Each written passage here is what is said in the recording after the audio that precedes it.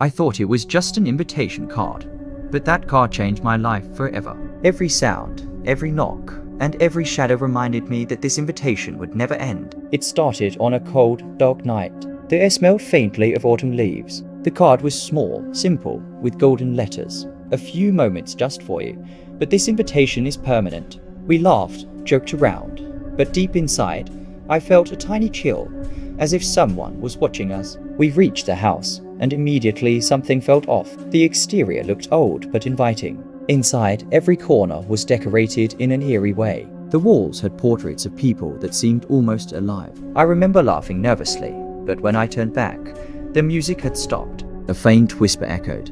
We split up to explore each room. At first, it was fun, joking with each other. Then things started happening. A glass tipped over on its own. Footsteps echoed though no one was there. The temperature dropped sharply, and I could see my breath. I felt watched. My skin crawled. Then I noticed my friends were gone, one by one, leaving only the card in my hand. Every door closed slowly as I approached the next room. The lights flickered, dimming and brightening. My breath shortened, my chest felt tight. I could hear my own heartbeat pounding in my ears. I wanted to scream, but my voice seemed swallowed by the thick air. I realized I was no longer just at a party. I was trapped inside someone else's game, and it was only beginning. I ran to a hallway, trying to find anyone, but the walls seemed to stretch and twist. I glanced at a portrait, and my stomach sank. The eyes seemed to move, following me. The laughter I had ignored at first now felt menacing, like it was right behind me, soft but insistent. I could feel it crawling under my skin.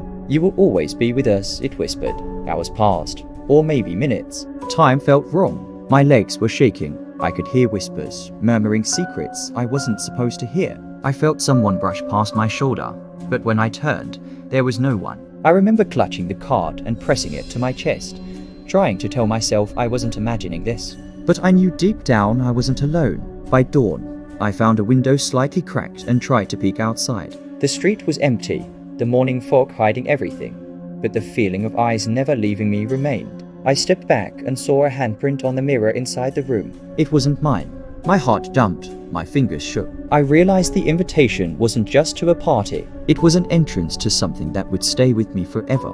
The next day, I thought I could shake it off, but the feeling followed me home. Every step, every corner, my apartment felt smaller, the shadows longer. Even in daylight, I could see shapes moving in the corner of my eyes. I tried to tell my friends, but they laughed, brushing it off. I could see it in their eyes. They didn't believe me. That made me feel even more isolated, alone. That night, the card appeared again under my door, the same golden letters glowing faintly in the dark. I picked it up, my hands trembling, and read it aloud. "Will you join us again?" I wanted to throw it away, but somehow I knew it wasn't possible. The message wasn't just written on paper, it was written into my life.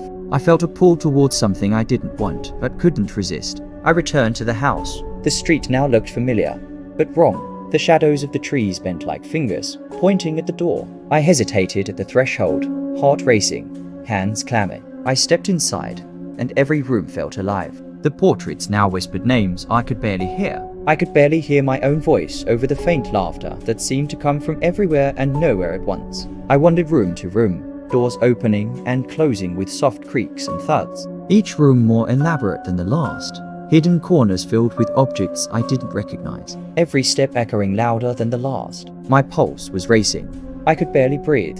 Each heartbeat a drum of fear and adrenaline. The card seemed to guide me, as if it were alive. I could feel it vibrating in my hand, warmth spreading slowly up my arm. Then I saw it, in the largest room, a figure blurred at first, but gradually taking form, a shadow standing still, like it had been waiting for me. My legs froze. I wanted to run, but I couldn't move. The room stretched and contracted around me, the shadows swallowing the edges of the furniture, the soft laughter rising into a hum, vibrating through the walls. "You are ours now," it said, and I felt the weight of it pressing against my chest. Morning came again. I found myself outside the house, collapsed on the curb. The neighbors staring, confused. The streets empty except for the fork. The card was gone, but I knew it was still inside me, a permanent part of my life. Every Halloween since, I see new messages on cards, hidden in corners or slipped under doors. "Will you come again?" And I know, as long as I live, this invitation will never end, and I will never be free.